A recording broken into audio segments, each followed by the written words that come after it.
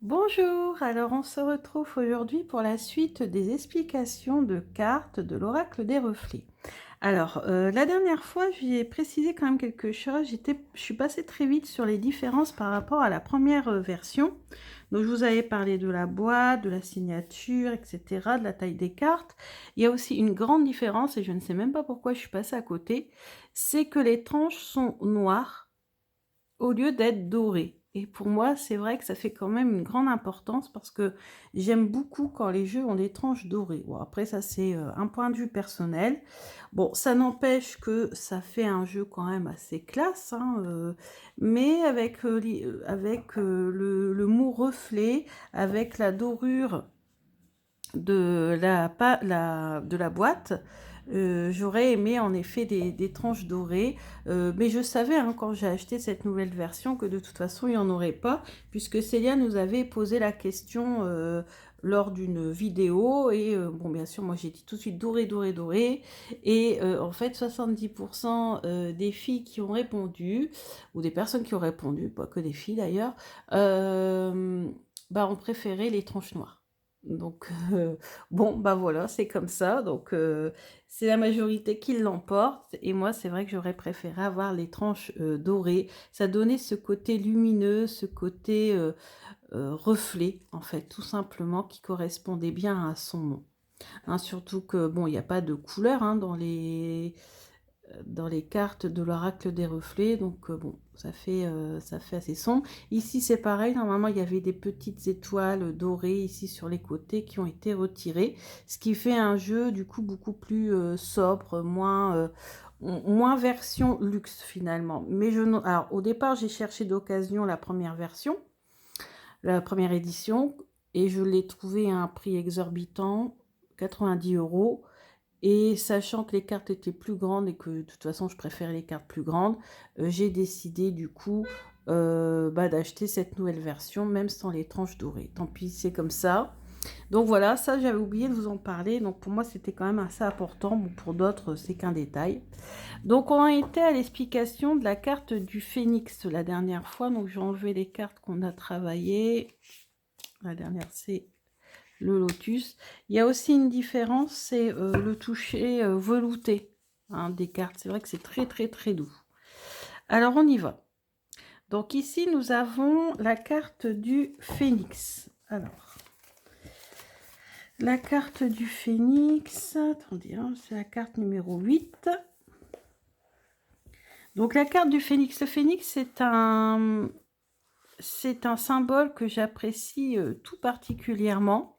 C'est même d'ailleurs un symbole que je voulais me faire tatouer parce que tout simplement ça représente la renaissance. Ça représente quand on est capable de surmonter des très très grandes difficultés et de renaître de ses cendres, hein, comme le dit la légende.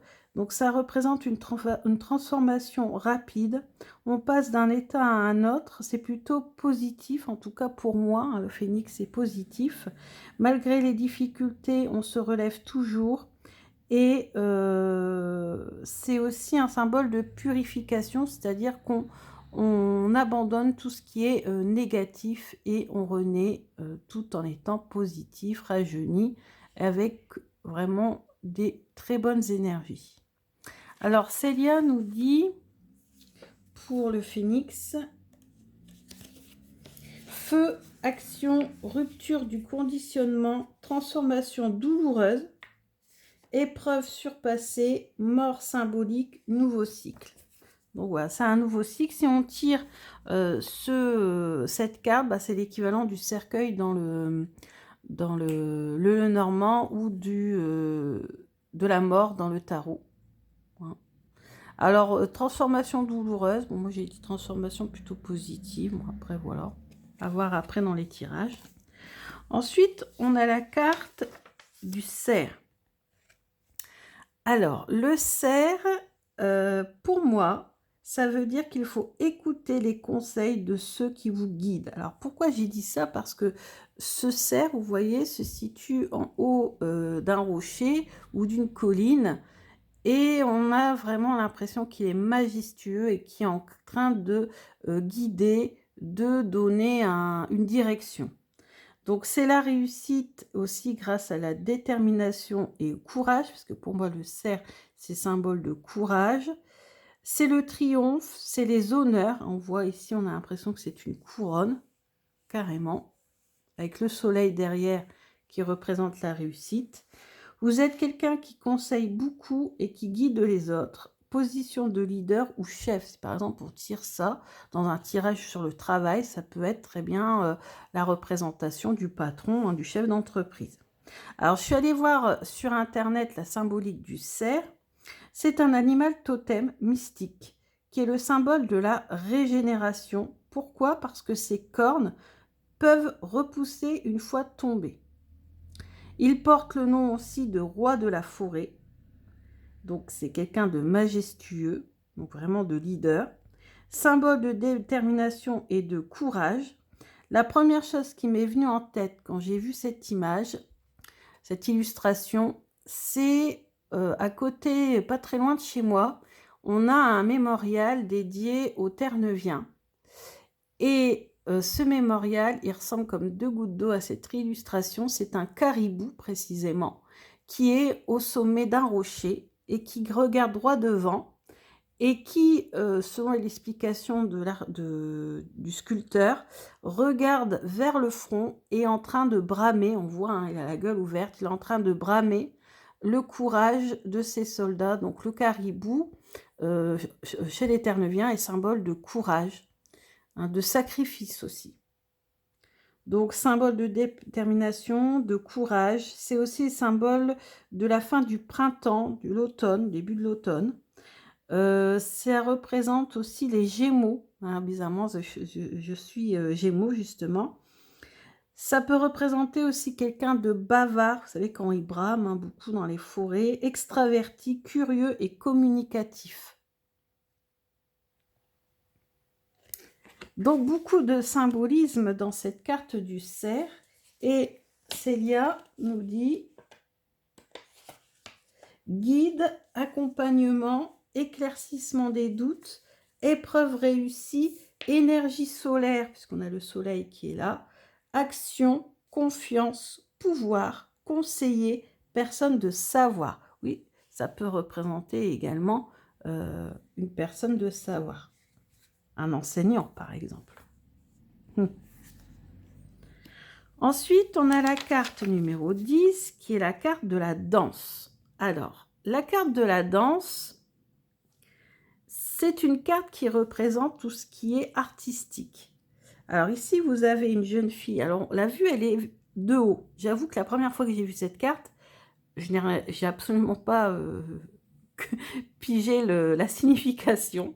J'étais en train de chercher dans cette tâche ici, j'ai pas tout compris. Et en fait, c'est vrai qu'après, en regardant bien l'image, mais bien sûr, ici, c'est une vue de haut, on a le visage de la jeune fille, ses cheveux, sa robe, et elle est en train de tournoyer. Voilà. Et donc, ça représente les expressions artistiques, le fait de s'exprimer, de s'extérioriser, la pratique du sport, de la danse. C'est aussi sortir et faire la fête. Si on tombe sur cette carte, on nous dit qu'il faut se divertir un peu. Extérioriser ses émotions, puisque la danse, c'est une façon, toutes les activités artistiques, c'est une façon d'extérioriser les émotions, hein, la peinture, la sculpture, etc. Dans la vidéo de Célia, parce que sur cette carte-là, on a une vidéo, elle nous explique donc que c'est une femme ou une jeune fille qui danse avec une vue de haut. Sa robe et sa chevelure sont en mouvement, ça représente la créativité dans son ensemble. Et le mouvement, ah oui, ça c'est très intéressant, c'est que le mouvement part de soi pour aller vers les autres. Le fait de s'extérioriser. Voilà pour cette carte. Ensuite, on a la carte de l'armure. Alors, la carte de l'armure, sur le coup, je n'avais pas écrit grand-chose dans mon petit carnet. Tout m'est venu hier. Pour moi, l'armure, ça représente la carapace. On se protège des autres. En tout cas, c'est ce que moi, j'ai ressenti. Ce qui vous rend plus fort, c'est ce qui vous rend plus fort. Quelqu'un, ça représente aussi quelqu'un de protecteur qui a besoin de protection. Ça représente pour moi aussi un guerrier, la force, le courage, et ça peut représenter aussi le combat intérieur. Je suis allée voir sur internet ce que signifiait l'armure, le symbolisme de l'armure, la symbolique de l'armure. Donc on nous dit qu'en fait l'armure c'est comme une peau de fer qui isole la personne du monde réel et qui le prive de contact avec le monde, de contact sensible. Donc ça peut représenter quelqu'un aussi qui manque de sensibilité. Si c'est un homme qui est enfermé dans l'armure, donc si le consultant est un homme, ça peut représenter aussi un sentiment d'impuissance dans une certaine situation. Si c'est une femme, ça peut représenter le rejet de sa féminité. On a du mal à établir un rapport satisfaisant avec l'homme, on a même peur de l'attitude violente et agressive d'un homme. Donc si on tire pour une consultante, c'est peut-être une femme qui se protège d'un homme, qui a peut-être été battue ou quelque chose comme ça. Donc finalement, c'est une carte qui a beaucoup plus de signification que je ne le pensais au premier abord. J'ai un peu séché, j'avoue, sur le cours sur cette carte. Donc la carte numéro 11. Et Célia nous dit que c'est la carte de la protection, de la force, de l'isolement, du courage, limite imposée aux autres et à soi-même, combat, lutte avec l'extérieur et agressivité reçue. Donc c'est ça. Hein. Peut représenter une personne qui doit se protéger parce qu'il y a une personne qui a été violentée. Ensuite, on a la carte du refuge. Ah, on a deux, ils lisent pas très bien. Alors, refuge. Donc, pour moi, ça représente aller en position fétale. Donc, ça représente l'isolement, le repli sur soi. On essaie de se protéger du monde extérieur. Donc, si on a les deux là, côte à côte, là, c'est clair qu'il y a un souci, un mal-être quelque part. On se protège des autres. Refus d'affronter le monde. On reste dans son petit cocon. Voilà, c'était la carte numéro 12. Alors, Célia, pour la carte numéro 12, nous dit « Repos après l'effort ». Ah, ça, je ne l'avais pas vu. Retour à soi, respect de ses propres limites, isolement voulu, ressourcement. Donc, ça peut être très bien une envie de se reposer, de méditer, de se mettre au vert. Ensuite, on a la carte de la chouette, magnifique chouette. Alors, la carte de la chouette. Alors, la chouette, ça symbolise beaucoup de choses. C'est quand même l'animal qui accompagnait la déesse Athéna chez les Grecs. C'est un animal qui voit dans le noir, donc qui voit les choses qui sont cachées. C'est un animal qui symbolise la sagesse et la connaissance. En plus, ici, avec le faisceau lumineux et le troisième œil qui est mis en évidence, ça symbolise tout ce qui est intuition. Donc, on a connaissance, étude, savoir, faire preuve d'esprit critique, réfléchir, essayer de voir ce qui est caché dans l'ombre. Donc là, on vous invite à ouvrir votre troisième œil. Ensuite, nous avons la dualité. C'est la 14. Alors, la dualité, mon ressenti, c'est l'équilibre intérieur, rééquilibrage énergétique, choix multiples difficiles à prendre, équilibre entre notre part sombre et notre part lumineuse. Donc là, ça serait la part sombre et là, la part lumineuse. Il y a aussi ici le masculin, le féminin, ou l'inverse, peu importe. En tout cas, un poisson qui représente le féminin et un poisson qui représente le masculin. Et donc, ensuite, je suis allée voir la signification des poissons et notamment de ces deux poissons. Donc, c'est l'emblème de l'eau, c'est le symbole de la fécondité et de la sagesse. Les poissons vivent au fond de l'eau et les profondeurs symbolisent le mystère de l'inconscient humain. Les pulsions qui sont cachées au plus profond de nous. Symbole aussi d'abondance et de richesse, puisqu'à l'époque, il y a longtemps, quand on allait pêcher et qu'on ramenait beaucoup de poissons, c'était symbole de richesse. En Chine, les 2 poissons, ça représente le yin-yang, le yin et le yang. Le symbole, vous savez, avec un côté sombre, un côté blanc, en fait, il le représente, ce yin et ce yang sont représentés, sont même souvent appelés les 2 poissons, et représentés parfois par 2 poissons. Donc ça représente les 2 polarités qui doivent s'équilibrer pour une harmonie et pour un bonheur. Donc c'est un symbole très très utilisé, notamment dans le bouddhisme. Ça représente aussi la liberté d'esprit. Donc beaucoup de symbolisme dans cette carte numéro 14 des poissons. Ensuite, Célia, donc le titre c'est la dualité, hein, c'est pas les poissons d'ailleurs. Donc ça correspond bien à la signification, la dualité. Donc la dualité, perte d'équilibre, besoin d'unification, point de vue opposé, schizophrénie, malentendu, différence personnelle, compromis. Ensuite, on a la carte numéro 15 qui est la chute. Alors, la chute, pour moi, ça représente une nouvelle inattendue, choquante, qu'on va apprendre. Une défaite. Et plus psychologiquement, quelqu'un qui est beaucoup trop dans la lune et qui, tout à coup, pour X raisons, va remettre les pieds sur terre.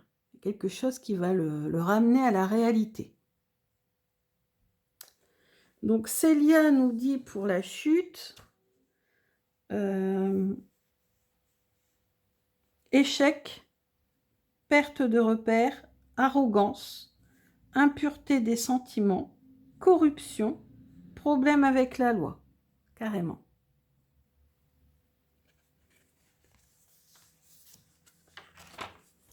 Ensuite, on a l'orée de la forêt. Alors pareil, je me suis beaucoup documentée sur la symbolique de l'orée de la forêt, voire même de la forêt tout court. Donc pour moi, à l'instinct, à l'intuition, ça représente une personne qui fait face à son destin. Il y a un passage obligé vers l'inconnu, un cap à franchir, des épreuves à surmonter. Et l'objectif n'est pas la forêt, mais ce qu'il y a derrière. La symbolique de l'orée de la forêt. L'orée, c'est le début et c'est le commencement de la forêt. Donc imaginons qu'on est là, tout est clair, tout est lumineux, voilà, et on se retrouve face à cette forêt immense et sombre, très angoissante, et on doit y pénétrer et on doit aller de l'autre côté. Alors qu'est-ce que l'on fait? Est-ce qu'on suit ce chemin qui est lumineux et qu'on contourne et on fait des kilomètres et des kilomètres pour contourner la forêt et encore si c'est possible? Ou est-ce qu'on fait face à ses peurs et on y va, on entre dans cette forêt et on affronte? Alors la symbolique de la forêt maintenant, j'ai vu que de tout temps la forêt est représentée comme un lieu magique.